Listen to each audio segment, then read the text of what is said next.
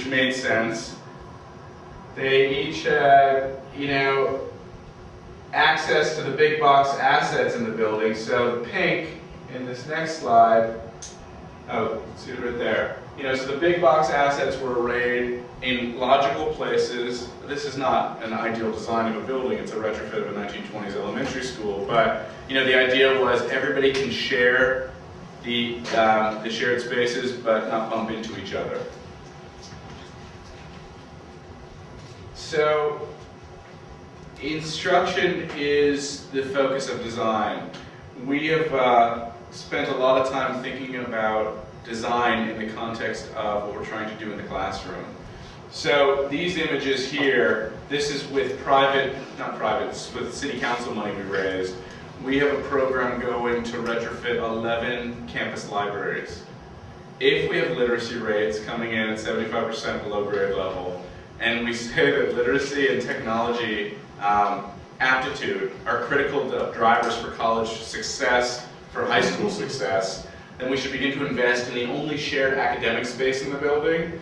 So we have a program that we are working on. It's about $500,000 to $800,000 per library, hard and soft costs, and we pushed the city to be able to choose our own architects, and they acquiesced. So we have architects running a really fun participatory design process that's about 5 meetings with educators, with kids, with community partners, where the whole concept is we don't talk about space for the first 3 meetings.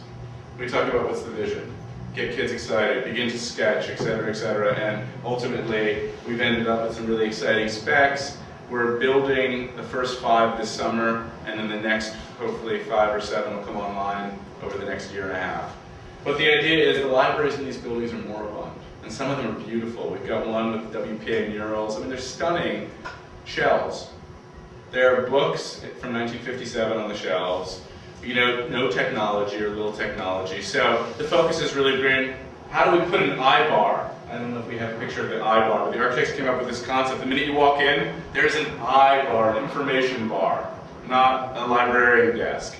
And the face, I think I might have put some of those images in here. Like, the outside of the library, really not expensive things to do, but some kind of screening to get people excited. I mean, where we could do it, where glass wasn't prohibitive, glass the whole facade. Let everyone see, let everyone want to be in that cool technology Barnes & Noble. And every principal's like, I want Barnes & Noble.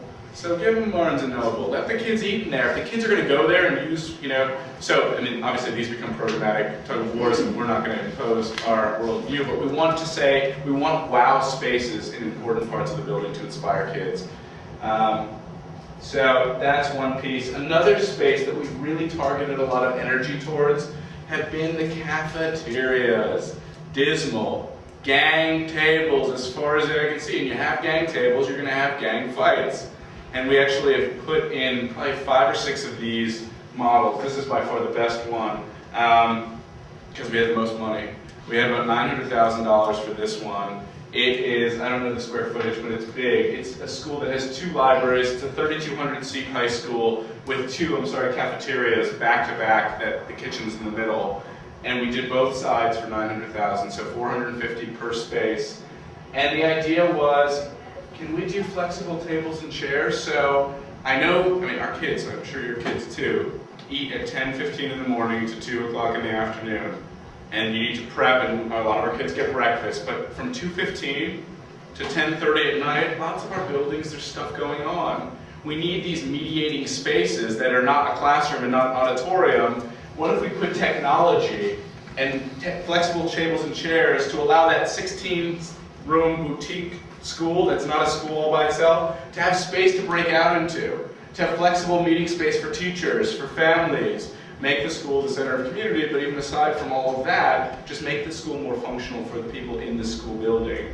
So they're called cafes, and we'll see what happens to the food, but it's definitely been really exciting. A lot of principals sing the praises. I walked through 5 of these like 2 weeks after school began, and the kids were like felling. They were so amazed. Kids were like, this is amazing. The thing you do when you do something nice for these kids, they were like in awe. They were like, we love the McDonald's booths. This is amazing. You know, incident rates have dropped dramatically. And these are high poverty schools with, you know, a variety of incident issues. The small schools have begun to temper that pretty dramatically, but nonetheless, kids are kids. But incident rates have dropped dramatically, and kids are actually eating lunch versus just going there to hang out. So that has been a nice use of some city council money. Another piece that we spent a lot of time a couple of years ago doing is visual branding. So I walk up to the big 1,500 seat high school, but it doesn't have 1,500 kids anymore. It's got 1,600 and 4 autonomous schools. But I walk up and I still feel like it's the big old high school. And I'm a kid and that's an issue. Or I'm a teacher and that's an issue. Or I'm a community member and I don't know that anything new is going on there. So what we did is we implemented a participatory design process, got kids really excited about designing, and again, these were new schools, so new logos, which were like, not mascots, logos. What's your school image? And we had graphic designers come in and work with kids and teachers and principals. Again, another campus building activity. This is a big win for the whole campus, but you gotta collaborate because you have to be coherent. There's gotta be a system. So this is at the same South Bronx building, what we were able to do. This was about $200,000 of capital. They've gotten as elaborate as about $400,000, and they've gotten as cheap as about $60,000 just to do exterior banners. But the idea was identity, wayfinding, and send a message publicly that something different is going on here. So this is just some signage. This is, you know, how did they share floors? These were some strategies, kind of tape with their logo and large signs scattered, kind of different coloring on fire doors. And we got fancier as the years went on and people really began to focus on it. The designers got excited. So, you know, interior, you're at the Kennedy campus. There are 5,000 kids in this building, 5 schools. I'm a member of the Bronx Theater School, but I'm a kid who goes to the Kennedy campus and trying to build that dual identity. This is the exterior. They did these massive museum banners. This is on another facade. This is the ugliest building in the eastern part of the United States. It is a parking garage, 8 stories tall. It was built, it was an amazing story in the Bronx. It was one of the best high schools in the country. And then the mid-'80s happened and there was a lot of divestment and really bad school. The main school, the small schools in there are doing really well. This is just another look. This is a beautiful old building we have, 1905. And it worked really well in this building between the chair rail and the floor. And you could really see, as you walked down every hallway in this building, you knew you were in a different school. And this was paint. And about $2,000 worth of banners. So cost is not prohibitive to do something like this. And it really made a huge impact. Maintenance is a problem. You need to, again, this is the district laying down some policies with the facilities people and the custodians. It has to be maintained. And now we've got broken window syndrome because I get a call from council people all the time saying, hey, what happened to my banners? That, you know, we issued memos, but we're not a regulatory authority. We are an innovation shop. So the district really hasn't picked that up the way we wanted them to. Couple of just examples from the participatory master planning across the district. We had a building in Brooklyn where if we wanted to do 750 square feet, we cited 27 kids. This building was an old building with irregular sized rooms, so 27 kids in a 550 square foot space we felt was too tight. So through the reform, we pushed for 24 desks in that room. So the idea was, based on what you have, don't take down walls. That's far too much money, and God knows what asbestos lives there. You know, let's try to reuse the spaces and let the flexibility kind of respond to it. Autonomous space, this is the Stevenson building, very similar actually to Reynolds High School where we were with Ruth.